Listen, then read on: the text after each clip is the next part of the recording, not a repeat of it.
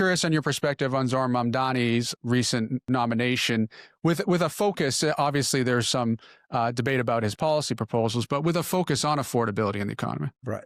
So let's go to that because it's kind of a question today. What did he run on? 85% was affordability. I cannot imagine what it's like to be a lower middle class or middle class person living in New York. I mean, I just I go there, I go to LaGuardia, I get in a sedan, and I go to the east side of Soho or some shit like that. But I'm not oblivious to what I'm seeing around me.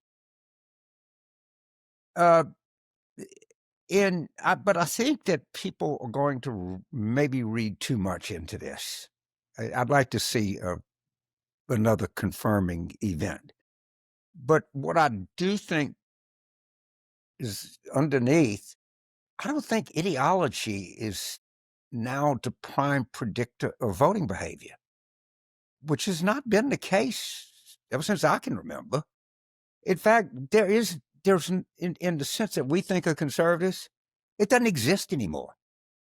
I would ask this question to you, and your viewers are very informed people.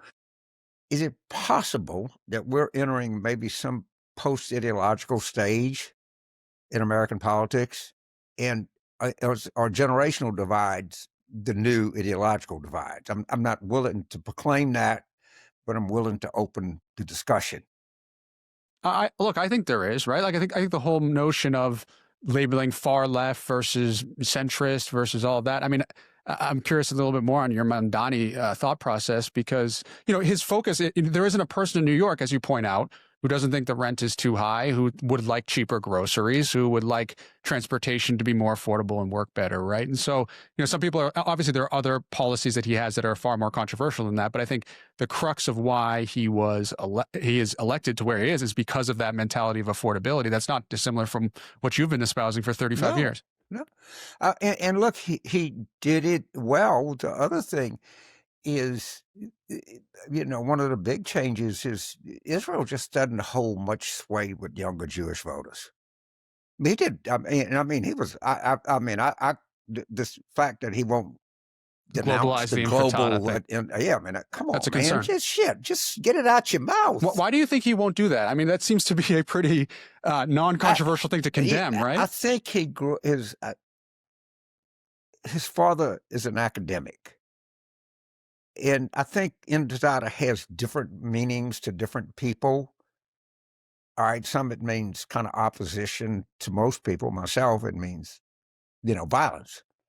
But he should realize as someone who... I think so. Look, I'm as befuddled as you are, and he's been given every opportunity to walk it back.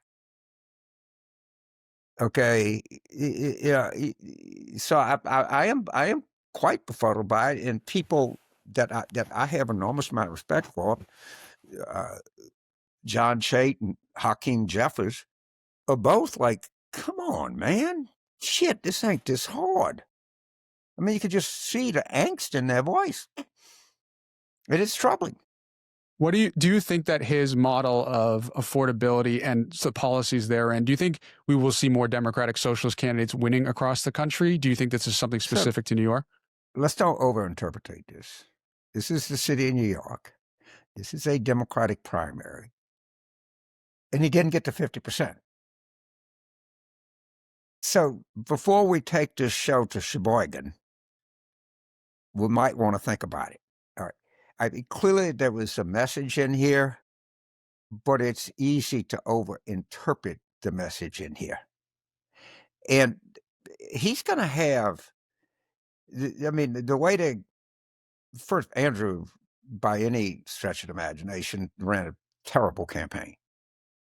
And whoever they're going to, if it is Andrew, I'm not familiar with the ballot. They're going to settle on some opposition candidate. And the question that they should ask: can this guy really run a railroad? At the end of the day, do you think this we have transit system, we have police department, we have the port authority, we have airports, we have national security, we have the UN, we have street cleaning, we have garbage pickup, toilets to flush. I mean, there's a city to run here. And I think when they come after him, it's going to be, can he really run this railroad? Because the ideological attacks, they've seemed to be absorbed. I mean, he was hit hard on Right. A lot of money socialism. spent against him. I mean, no one that didn't know to speak of his positions, but the one thing they didn't ask is the fundamental question: can he run this railroad? Do you think voters took that? Do you think voters took that into account when they were voting? I don't think it was really brought to their attention. It was, if you're pissed off about the cost of living and you're struggling every day, and you have these bloviators on television telling you how good your life is or how low unemployment is, and you go, what is that guy talking about? And so what he said, I see you, is so much of life is showing up or seeing people. At least, Trump did that. With these rural whites or small town whites. Screwed them like crazy. But he acknowledged that they exist. There was nothing, well, you're a communist, well, you're a socialist, well, you're this. But he was hitting people and talking about what everyday life. So you get there, you live, maybe you're a sous chef at a Manhattan restaurant. God damn, you got to get, you go, your kids go off to school, you got to pay for daycare, whatever it is, and you got to get on the subway. They raise the subway fare 75 cents either way. It costs you a fortune. You get to work, you get a time, you got to late, you got to worry about crime, there's 1,000 things you got taxes going up every day, the rents are going up every day. And somebody comes along and says, I see you. You know what they're going to say? I like that guy. And it just piles up on people. How much do you think there is a certain rejection of maybe the traditional or stereotypical Democratic donor class? This notion that, like so many Democrats had historically been elected on schmoozing, Democratic Wall Street donors, what have you, and a Mammdani whose image at least is one of grassroots donations, et cetera, is a more compelling model for the future. Yeah, I got to tell you, the number of people, I'm not going to name names, most of them you would have heard of, but I don't, that have said, that guy's got something, James. And I'm talking about friends of mine on Wall Street. I'm talking about friends of mine on the Republican side. I'm talking about Democratic friends of mine that are, go back a long way with me. And I am kind of surprised at the number of people that I would not expect to say, this guy's got real talent. You need to watch him a little closer.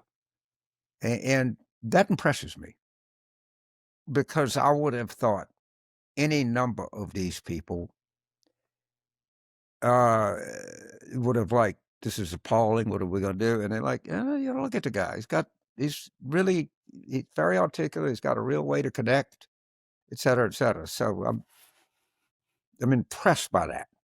And I'm either not the usual suspects. This is not the faculty lounge kind of people. These are pretty hardened political people. Some of them pretty hardened business people. Some of them pretty hardened Republicans. And they all kind of, I don't know, maybe so. We hope you enjoyed this episode of The People's Cabinet. If you did, please like, subscribe, ring that bell, and put in the comments below who else you'd like to see sworn in. And stay tuned for new episodes every Tuesday. Let's go.